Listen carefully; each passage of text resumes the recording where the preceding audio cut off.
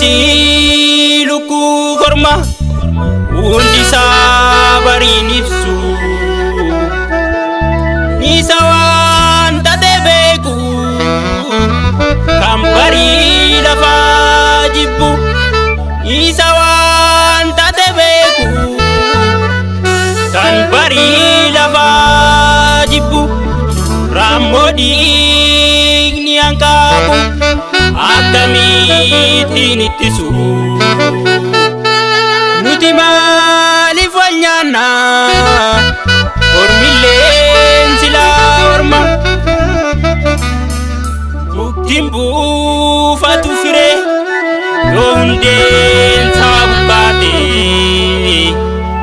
aanalleen kana malee maaltu gaara na nyaate aanalleen kana malee maaltu gaara na nyaate.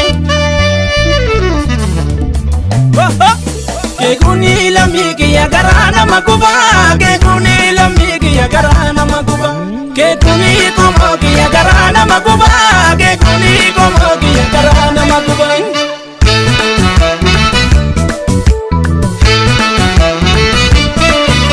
Harka jalinaati tokkoo qabatani galgalaaf ganamaa qottoo qaratani tulluun tulluudhuma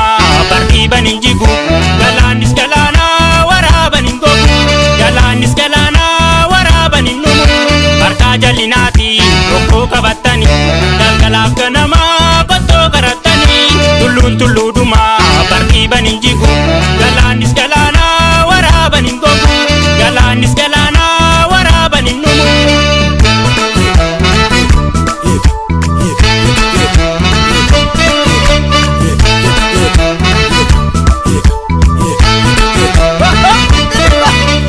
Eenyuma sheetifu sagaltama sheetime jijjiira mitti jedhee yeroo kootuu gubee barruu dabartii jedhee yeroo kootuu gubee dafii baasii gumaa jabeeffadhu hirreekee olteen bulinii hammaa murteeffadhu hireekee dhiibaallaan qabne gaaddisa namaan ta'uu jalaa ka'ee tiru maaloo kun isiin ta'uu namni nama dabsate waan feete namaan jedha afaan mimmi'eeffate ileetti si darbata afaan mimmi'eeffate ileetti si darbata.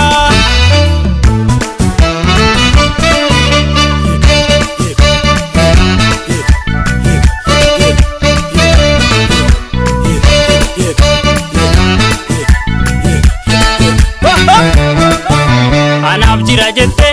nabdatin fira garii oolee bulee mukatti si dira gargaaras jette nabdatin olla garii takka bulee sii qota boolla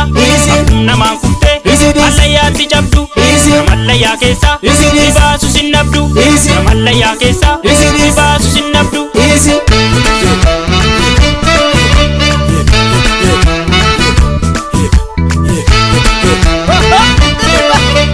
Eenyuma sheetifu sagaltama sheetime jijjiira mitti jedhee yeroo kootuu gubee barruu dabartii jedhee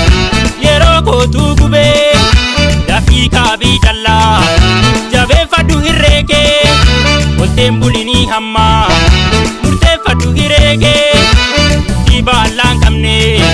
gaaddisa namaan ta'uu jalaa ka'ee tiru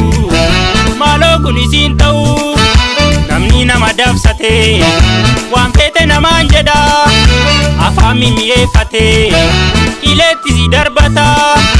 afaan mimmi'eeffate ileetti si darbata.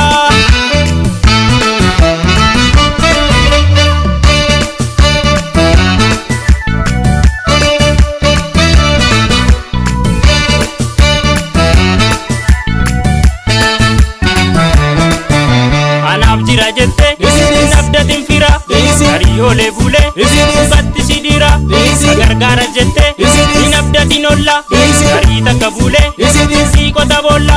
akkuma namaan kuftee mallayyaatti cabdu namallayyaa keessa si baasu sin nabdu namallayyaa keessa